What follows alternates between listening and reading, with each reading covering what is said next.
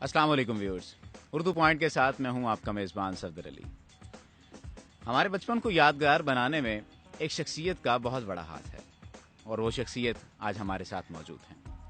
ان کے تعارف کے لیے میں بتانا چاہوں گا کہ بچپن میں آپ لوگوں نے ایک ڈرامہ دیکھا ہوگا، اینک والا جن، جس کے بہت سارے کرداروں سے آپ متاثر ہوئے۔ نستور جن، ہامون جادوگر، زکوٹا جن، بل بطوڑی، چارلی انکل۔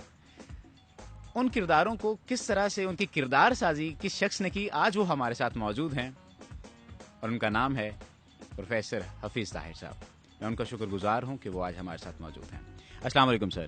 وعلیکم السلام۔ سر یہ بتائیے کہ آپ نے ایک بہت ساری تخلیقات ہیں، آپ کی بہت سارے ڈراموں کی ڈائریکشن کی، لیکن میرے جو بچپن کی واقفیت ہے وہ آپ سے جب ہم دیکھتے تھے کہ ڈائریکٹر کا نام آتا تھا حفیظ صاحب، تو دل میں خواہش ہوتی تھی پتہ نہیں کس بندے نے یہ ڈرامہ بنا دیا۔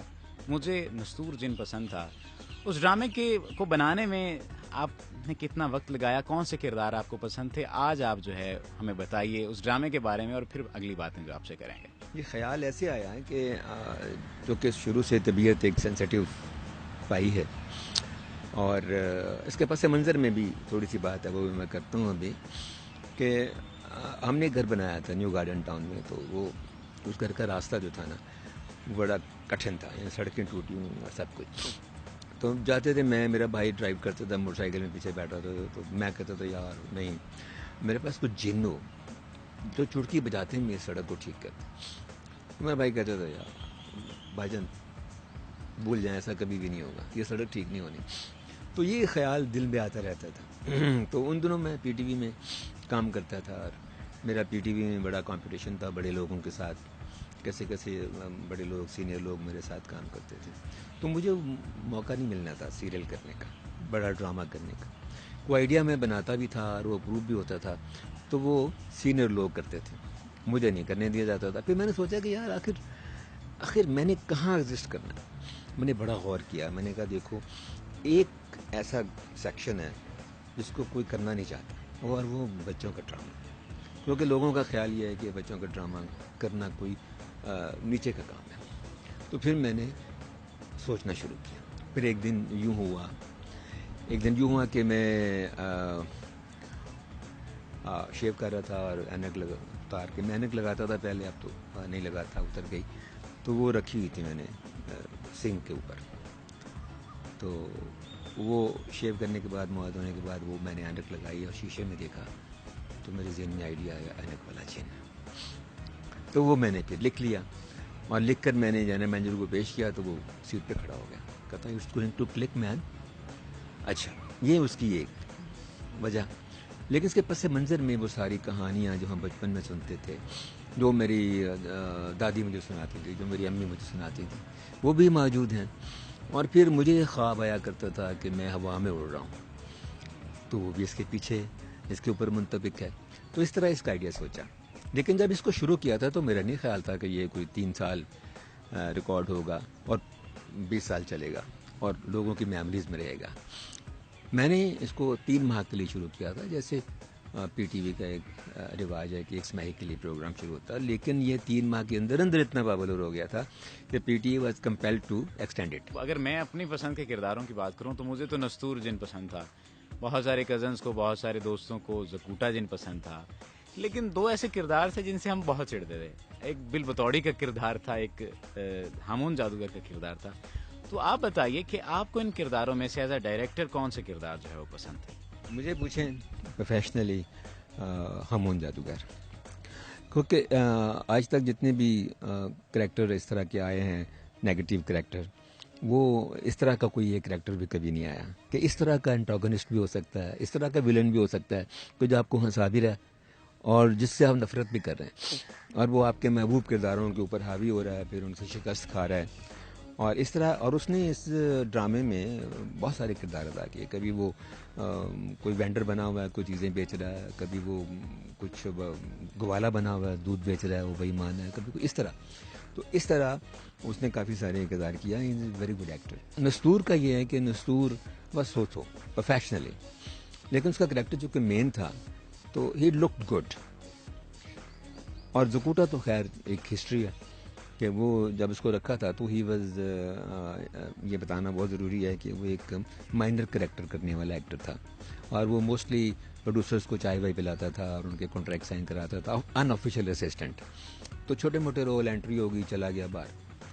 تو اس کو میں نے اس کا کریکٹر میں جب کاسٹ کیا تو اے حمید صاحب جو اس کے رائٹر ہیں انہوں نے مجھ سے جھگڑا کیا کہ میں نے تو اس کے لیے بڑا سوچا ہوا تھا کہ لمبا سا 6 فٹ کا جن ہوگا اور وہ اس کا پیٹ نکلا ہوا ہوگا اور وہ گنجا ہوگا اور اس کی وہ بودی ہوگی، تو تم نے یہ کیا کیا. میں نے کہا دیکھیں حمید صاحب، میری بھی ایک کریکٹروں کے بارے میں ایک آبزرویشن ہے. اب نستور بھی تو ایسا کبھی نہیں تھا نا، اس طرح کا جن بھی تو کبھی نہیں آیا نا کہ اتنا شریف جن اور اتنا نفیس جن ہو اور اتنا خوبصورت جن ہو. تو پھر آپ ذرا تھوڑا سا تحمل سے کام لیجیے اور اس کریکٹر کو آگے جانے دیجیے. پہلے ہی ایپیسوڈ کے بعد حمید صاحب انسپائر ہو گئے اور پھر انہوں نے ایسے ایسے سین لکھے زکوٹا کے، اور پھر وہ کریکٹر کتنا جمع. ول بتاڑی was also a minor actress. اس کو لیا اور اس کو زیادہ میک اپ کی ضرورت نہیں پڑی. شی لک لائک دیٹ. بلکہ ہم نے اس کو ذرا بیوٹیفائی کیا، اس کے بالوں میں وہ بیڈز ڈال دیے اور اس کو جو زبردست ہیرو ہونے والا میک اپ کرا دیا اور ساری چیزیں. تو اس طرح وہ بھی ایک بڑا ایک زبردست ہم جادوگر کی بہن کا رول اس نے کیا، اور ان میں آپس میں بڑی اچھی کیمسٹری تھی. آپ کی زندگی کا بہت سارا حصہ، میں کہتا ہوں کہ ایک صدی کا چوتھائی حصہ، 25 سال کم و بیش 25 سے 30 سال جو ہے آپ کا پروڈکشن لائن میں اور اس لائن میں گزرا. تو اس تجربے کے بارے میں بتائیے. میں اگر جانوں، اگر میں اپنے مطلب یاد کی بات کروں تو عید الفطر پہ ایک ڈرامہ آپ کا دیکھا، دل کا چور، اس طرح، اور ایک ڈرامے آگ کے بارے میں ذکر تھا. تو آپ اپنی پروڈکشن کے حوالے سے بتائیے کہ آپ کو کون کون سی پروڈکشن جو آپ کو یاد ہیں، کیونکہ آپ کو بہت سارا کام ہے تو پتہ نہیں کون کون سا کام جو ہے وہ آپ کو یاد ہے یا نہیں ہے، اس بارے میں ہمیں بتائیے. سفدر ایسا ہے کہ بعض اوقات واقعات مجھے یاد نہیں رہتا، اور مجھے باقی جو لوگ ہوتے ہیں، دوست ہوتے ہیں، وہ یاد دلاتے ہیں کہ یار تم نے تو یہ بھی کیا تھا، یار تم نے تو وہ بھی کیا تھا. لیکن بہرحال جو میں سمجھتا ہوں کہ میں نے اچھا کام کیا، اس میں ایک سیریل تھی اماں، 50 منٹ کا سیریل تھا. پھر ایک سیریل تھی آگ، وہ بڑی شاندار اور بڑی کامیاب سیریل تھی، جس پہ میری ٹیم کو 6 لاکھ روپے انعام ملا تھا اس وقت، اس زمانے میں، جس میں سے 3 لاکھ میرا تھا اور 3 لاکھ ٹیم کا تھا، پی ٹی وی کی طرف سے.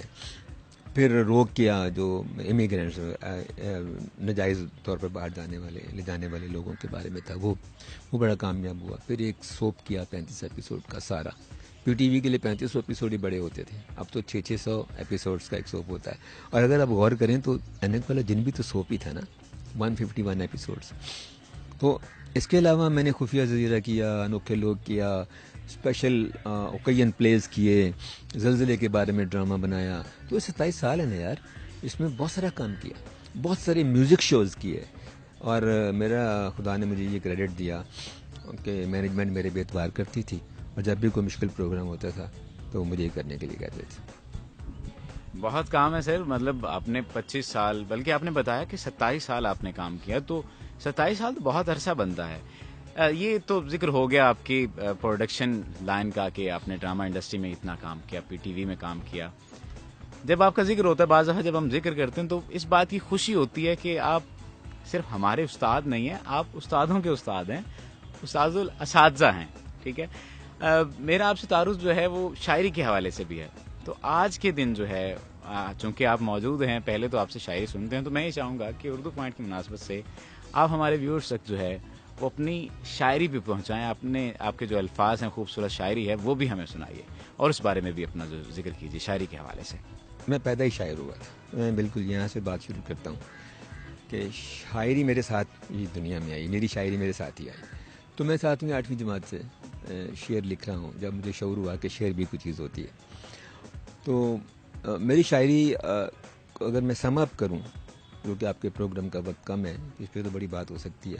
سم اپ یہ ہے کہ میری شاعری کی مضبوط روایت سے جڑی ہوئی جدید شاعری ہے. فلم میں تمہیں غزل سناتا ہوں اپنی، کہ دیکھ لیتا ہے مگر وہ مسکرا دیتا نہیں، دیکھ لیتا ہے مگر وہ مسکرا دیتا نہیں، خواہشیں دیتا ہے لیکن حوصلہ دیتا نہیں. اور وہ عجب منصف ہے، مجھ کو روز کرتا ہے طلب، وہ عجب منصف ہے، مجھ کو روز کرتا ہے طلب، مجھ پہ الزاموں کا لیکن فیصلہ دیتا نہیں. اور کہہ تو دیتا ہے چلے جاؤ بڑے غصے سے وہ، کہہ تو دیتا ہے چلے جاؤ بڑے غصے سے وہ، راستے سے ہٹ کے لیکن راستہ دیتا نہیں۔ نظم کا نام ہے ہاتھ پر دیا بوسا۔ صبح گاڑی سٹارٹ کرتے ہوئے وائپر چلاتا ہوں تو ونڈ سکرین پر رات بھر گرتے رہنے والی تمہاری لگائی ہوئی بیل کے پھول ہوا میں اڑ جاتے ہیں۔ ونڈ سکرین پر